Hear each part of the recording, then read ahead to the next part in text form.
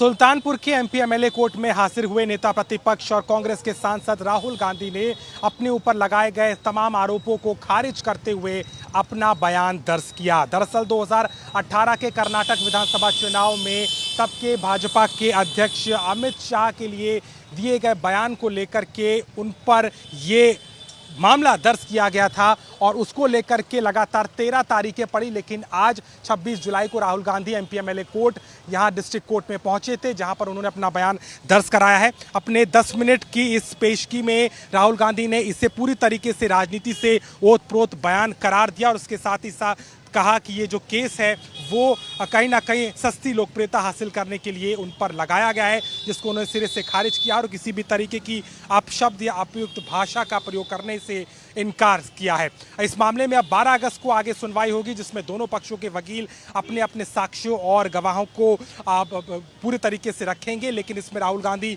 मौजूद नहीं होंगे। लेकिन एक बार फिर से पूरी तरीके से देखा जाए तो राहुल गांधी पे जिस तरीके का आरोप लगा था, उस मामले में पहली बार अपना बयान दर्ज कराने के लिए राहुल गांधी सुल्तानपुर के एमपी एमएलए कोर्ट में पहुंचे, जहां उन्होंने सिरे से खारिज करते हुए इन तमाम आरोपों को गलत करार दिया है और सीधे तौर पर मानहानि के इस आरोप को खारिज करते हुए अपना बयान आखिरकार सुल्तानपुर के एमपी एमएलए कोर्ट में दर्ज कराया है।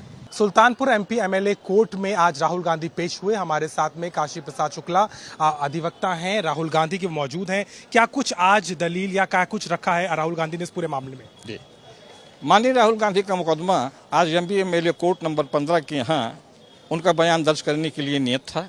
माननीय राहुल जी न्यायालय के समक्ष नियत समय पर, जैसा उन्होंने समय दिया था उस समय पर आए, उन्होंने अपना बयान दर्ज कराया।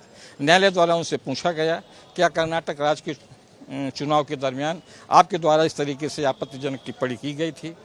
उन्होंने कहा कि मैं परिवाद में कहे गए तथ्यों को सिरे से इनकार करता हूं। मेरे विरुद्ध जो परिवाद दायर किया गया है ये राजनीतिक दुर्भावना से मेरी तथा मेरी पार्टी के शब्द को नष्ट करने के लिए और सस्ती लोकप्रियता हासिल करने के लिए ये परिवाद दर्ज किया गया है। क्या उन्होंने कोई लिखित में भी जवाब दाखिल किया या न्यायालय द्वारा जो प्रश्न पूछे गए थे उसका उन्होंने जवाब दिया और न्यायालय ने उस जवाब को दर्ज किया है। लगभग कितने समय कार्रवाई चली? क्या सामने से कोई आपत्तियां थी? कुल कार्रवाई जो है ये 10 मिनट के अंदर सारी कार्रवाई समाप्त हो गई। प्रतिपक्ष की तरफ से कोई आपत्ति थी? प्रतिपक्ष की तरफ से इस विषय पर कोई आपत्ति नहीं थी और आपत्ति करने का कोई प्रश्न ही नहीं था।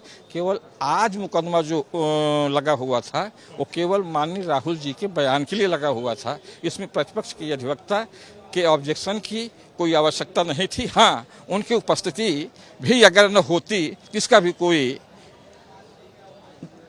विरोधाभास न होता। 12 अगस्त को क्या उम्मीद करें? क्या इस पे कोर्ट तय करेगा कि इस मामले को कैसे? नहीं, 12 अगस्त को मुकदमा साक्ष्य में लगा हुआ है। अभियोगी जिन साक्ष्यों को प्रस्तुत करना चाहता है उन साक्ष्यों को प्रस्तुत करेगा। मैं चूंकि राहुल गांधी का अधिवक्ता हूँ, मेरे द्वारा उससे क्रॉस एग्जामिनेशन किया जाएगा। जितने साक्षी प्रस्तुत करना चाहेंगे उतने साक्षी प्रस्तुत करेंगे। इससे प्रोसिक्यूशन जो है वो स्वतंत्र है अपने अभियोजन साक्षियों को प्रस्तुत करने के लिए। स्टैंड पे वो क्लियर है कि उन्होंने कोई अपशब्द का इस्तेमाल नहीं किया? उन्होंने कहा कि मैंने कभी भी किसी भी व्यक्ति के प्रति अवमानना के कभी कोई शब्द नहीं कहे हैं। इस तरीके से उन्होंने अपनी चिंता को व्यक्त किया। उन्होंने कहा कि मुकदमा जो दायर किया गया है ये मुकदमा उनकी तथा उनकी पार्टी की छवि को नष्ट करने के उद्देश्य से राजनीतिक दुर्भावना से दायर किया गया है तथा ये भी कहा कि ये मुकदमा जो है सस्ती लोकप्रियता हासिल करने के उद्देश्य से दिया गया। 12 तारीख को फिर से मौजूद रहेंगे? 12 तारीख से राहुल गांधी के आने की आवश्यकता नहीं है। अब दोनों पक्षकार अपने अपने गवाह लाएंगे और गवाह प्रस्तुत करेंगे।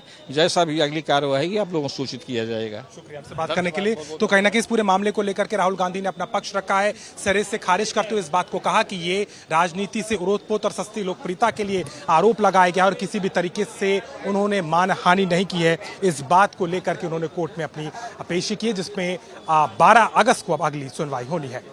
सुल्तानपुर से कैमरामैन गौरव के साथ अभिषेक मिश्रा, आज तक।